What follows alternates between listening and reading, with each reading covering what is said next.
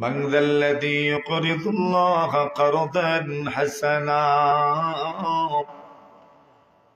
কে আছে আল্লাহকে ঋণ দিব।